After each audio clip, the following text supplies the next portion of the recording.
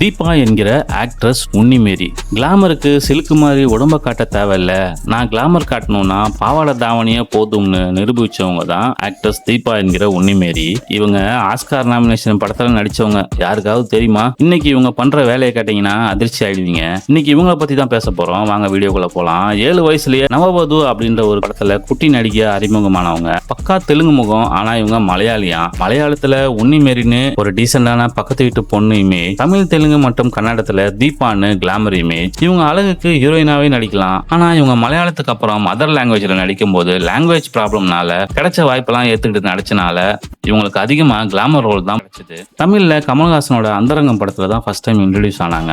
ரஜினியோட ஜானி, சிவகுமாரோட ரோசா பூர விக்கக்காரி மற்றும் உல்லாச பறவைகள் போன்ற படங்கள்ல நடிச்சாங்க. ஜானி படத்துல பாமானு ஒரு கேரக்டர், அதுக்கு இன்னும் ஒரு கல்ட் ஸ்டேட்டஸ் இருக்கு ரசிகர்கள் கிட்ட.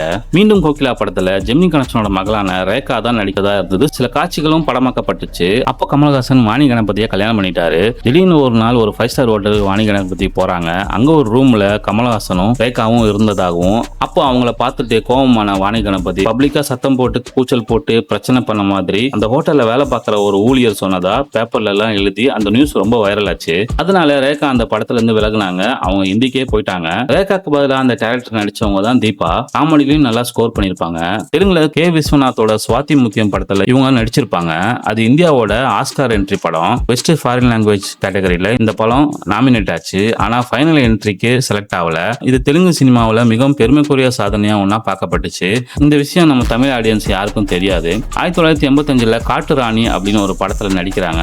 நடிச்சது மட்டும் இல்ல, அந்த படத்தோட ப்ரொடியூசரும் இவங்க தான். இவங்க நிஜ வாழ்க்கையில ஒரு காலேஜ் ப்ரொஃபஸரை இவங்களோட 20வது வயசுல கல்யாணம் பண்ணிக்கிட்டாங்க. சுவாரஸ்யமான விஷயம் என்னன்னா, இவங்க பர்த்டே அன்னைக்கு தான் இவங்களுக்கு கல்யாணமும் நடந்துச்சு. அது மார்ச் 12ஆம் தேதி. 80ஸ்ல சக்கிலாவோட வேவ் ரொம்ப அதிகமா மலையாள சினிமால அடிச்சது.